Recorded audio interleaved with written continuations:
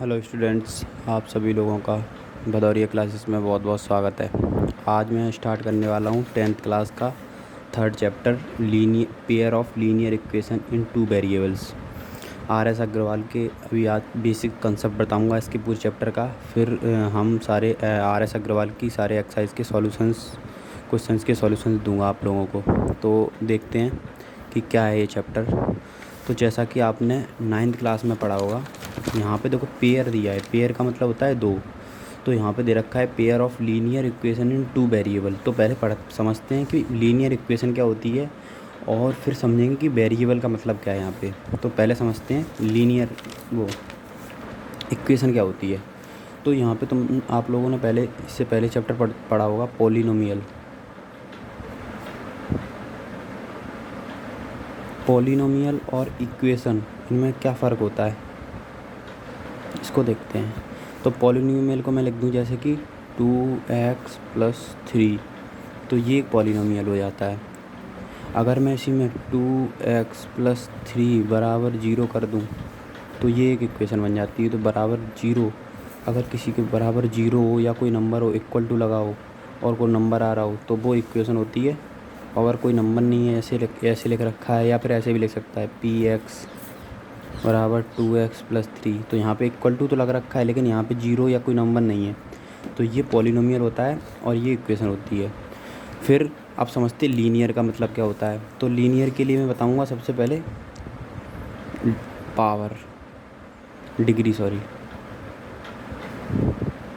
Degree क्या होती है। कोई भी इक्वेशन या कोई भी पॉलिनोमियल की जो वेरिएबल होता है, वेरिएबल क्या है यहाँ पे एक्स, जो वेरिएबल क्या होता है, वेरिएबल समझते हैं पहले। तो वेरिएबल क्या होता है,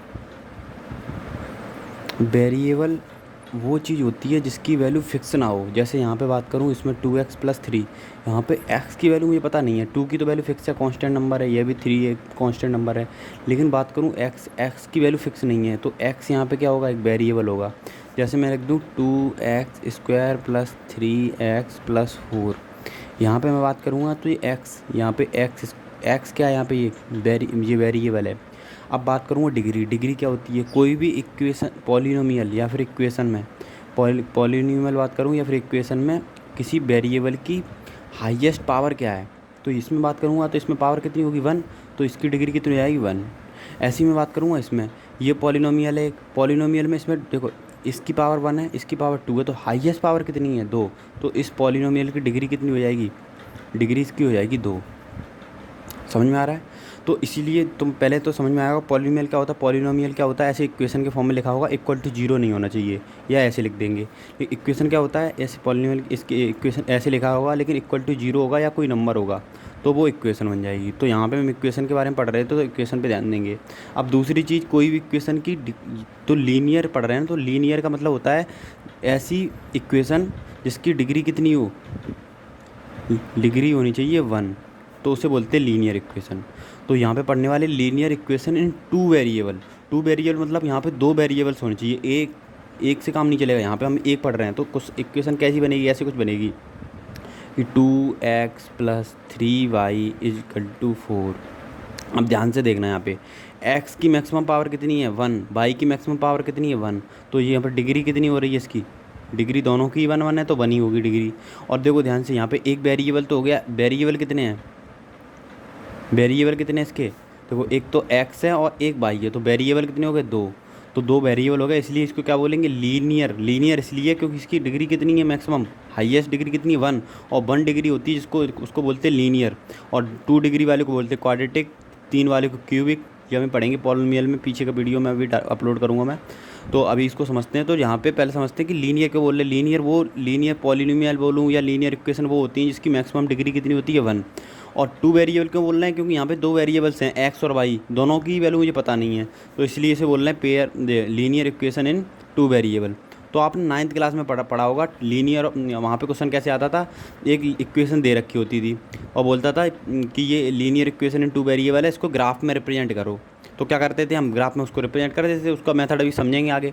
तो पहले ये समझ में आना चाहिए कि लीनियर इक्वेशन क्या होती है और 2 वेरिएबल क्या है इसका मतलब। अब हम 10th में आ गए, तो 10th में चैप्टर का नाम क्या दे दिया गया है, चैप्टर में 10th में बदल जाता है, 10th में आया है वही चीज़ है, बस थोड़ा सा बढ़ा देते हैं। इसमें लिख रखा है pair of linear equation in two variable. एक तो लीनियर इक्वेशन होनी चाहिए, तो देखो लीनियर इक्वेशन मैंने यहाँ पे दो पेयर, पेयर का मतलब दो लीनियर इक्वेशन होनी चाहिए, तो एक ये रही एक ये रही। इन टू वेरिएबल, दो वेरिएबल होनी चाहिए दोनों में, तो ध्यान से देखो। पहली वाली इक्वेशन में बात करूँ तो एक्स और वाई दो वेरिएबल हैं, ठीक है। दोनों की मैक्सिमम पावर कितनी है 1, इसकी भी 1, ठीक है। तो linear equation in two variable हुई कि नहीं हुई। ऐसी दूसरी में बात करो, इसमें भी देखो दो वेरिएबल हैं, ठीक है, दोनों की मैक्सिमम पावर कितनी है 1 1, तो ये भी लीनियर इक्वेशन है, ये भी लीनियर इक्वेशन है, और दो दो इक्वेशन है, इसलिए क्या बोलेंगे पेयर। तो जोड़ा पढ़ा होगा आप लोगों ने, तो जोड़ा बोलते हैं इसको, तो हिंदी में बोलते हैं जोड़ा, यहाँ पे पेयर। तो पेयर का मतलब दो पेयर हैं, पेयर ऑफ लीनियर, लीनियर इसलिए बोलेंगे क्योंकि दोनों सबकी मैक्सिमम पावर 1 है। Linear equation in two variable, two variable इसलिए बोलेंगे क्योंकि इसकी भी इसका टू वेरिएबल इसलिए बोलेंगे क्योंकि इसमें दो वेरिएबल्स हैं एक्स और वाई, इसमें भी एक्स और वाई।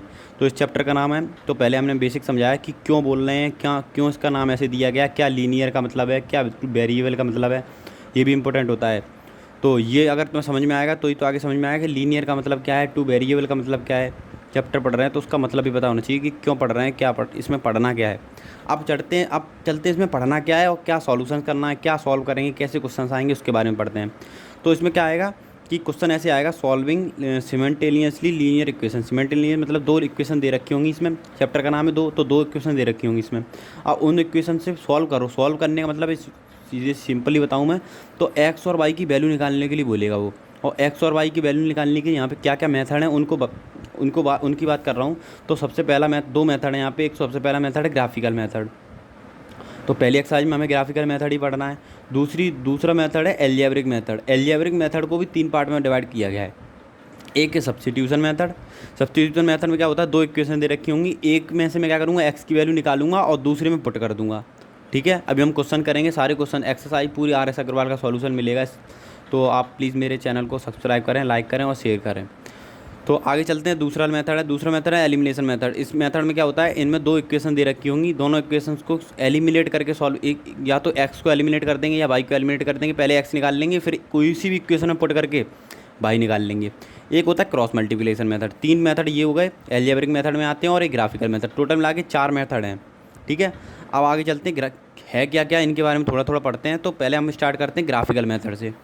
ग्राफिकल मेथड में क्या होगा, तो ग्राफिकल मेथड में क्या होगा, दो इक्वेशन दे रखी होंगी, दो इक्वेशन में पॉसिबिलिटी क्या है पहले ये देखो। ग्राफिकल मेथड बाद में बताएंगे, पहले समझते हैं पॉसिबिलिटीज़ क्या क्या होती हैं। तो ग्राफिकल मेथड पढ़ने से पहले हम कुछ पॉसिबिलिटी बनती हैं, ये हम क्वेश्चंस करेंगे तो हमें समझ में आएगा, कुछ पूछेगा उसमें, तो मैं बताऊंगा कैसे कैसे क्वेश्चंस आएंगे और कैसे कैसे क्वेश्चंस में पूछेगा। तो क्या होता है, जब दो लाइनें होती हैं उन लाइन को ग्राफ पे रिप्रेजेंट करते हैं तो 3 कंडीशंस बनती हैं। या तो लाइन दोनों क्या करेंगी, इंटरसेक्ट करेंगी, मतलब कि ऐसे क्रॉस करेंगी एक सिंगल पॉइंट पे, ठीक है। या क्या करेंगी, दोनों लाइन पैरेलल होंगी, काटेंगी नहीं कभी। या क्या होंगी, दोनों लाइन कोइंसाइड करेंगी, एक के ऊपर एक होंगी। तो तीनों की कंडीशंस क्या होती हैं वो पढ़ते हैं हम। देखो अगर दो लाइनें क्या करें, इंटरसेक्ट करें, मतलब कि एक पॉइंट पे काटें, तो काटेंगी तो क्या होगा, उन लाइनों की जो, देखो यहाँ पे एक चीज़ और समझा रहा हूँ, जैसे ऐसे दिया होगा AX, मतलब ऐसे बोलूँ 2x + 3y = 4। तो 2 को क्या बोलेंगे, इसको बोलेंगे कोएफिशिएंट ऑफ x, इसको बोलेंगे कोएफिशिएंट ऑफ y, इसको बोलेंगे कांस्टेंट टर्म, ठीक है। तो ऐसे यहाँ पे देखते हैं हम, देखो इसको बोलेंगे कोएफिशिएंट ऑफ x, इसको बोलेंगे कोएफिशिएंट ऑफ y, इसको बोलेंगे कांस्टेंट। अब मैंने 1 1 1 क्यों लगाया है, तो आप देख सकते हैं, कभी भी तुमने देखा, आपने देखा वो, देखो यहाँ पे 2x + 3y = 4, 3x + 4y = 5। तो आप देख सकते हैं, देखो यहाँ पे 2 अलग है, 3 अलग है, यहाँ पे 3 आया, यहाँ 4 आया, यहाँ 4 आया, यहाँ 5 आया।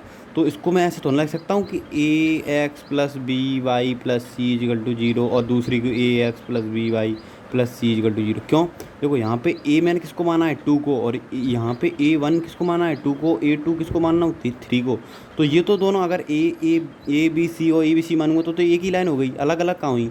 इसलिए मैंने 1 1 1 और 2 2 2 लगा के समझाने की कोशिश की है। इससे ये पता चल रहा है कि ये दोनों लाइनें अलग हैं।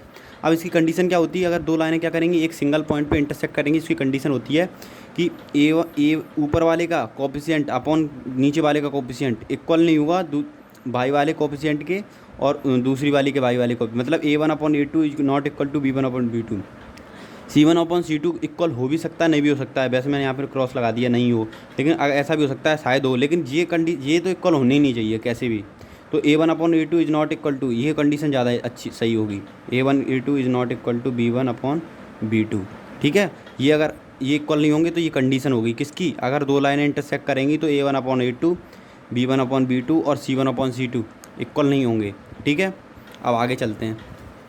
ये तो हो गया, मैंने क्या समझा दिया क्या, अगर दो लाइनें एक सिंगल पॉइंट पे इंटरसेक्ट करेंगी। अब ये बताओ, अगर एक सिंगल पॉइंट पे इंटरसेक्ट करेंगी तो सॉल्यूशन कैसा देंगी, एक सिंगल ही पॉइंट आएगा। मान लो इस लाइन पे इंटरसेक्ट कर रही है, तो इसकी लाइन का इक्वेशन है A1x plus B1y plus C=0, इसका C1=0।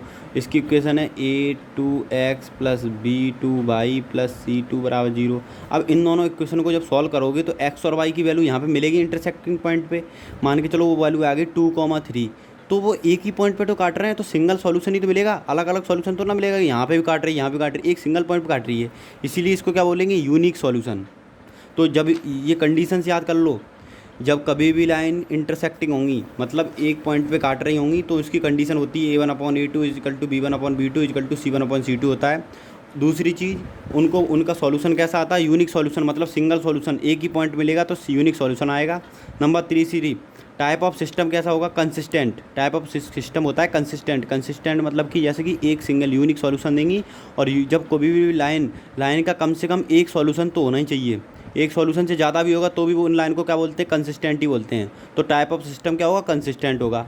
तो पूछ सकता है, अब मान लो दो लाइन दे देगा, कहेगा ये कंसिस्टेंट है कि नहीं है, इसको पता करके बताओ। तो तुम क्या करोगे, A1/A2 इक्वल टू B1/B2 नहीं होंगी, तो मैं कह दूँगा हाँ लाइन कंसिस्टेंट होंगी। तो क्वेश्चंस जब हम करेंगे तब समझ में आएगा। पहले हम कंडीशंस पढ़ते हैं, मतलब बेसिक्स पढ़ते हैं कि चैप्टर में पढ़ना क्या है, कैसे क्वेश्चन करेंगे।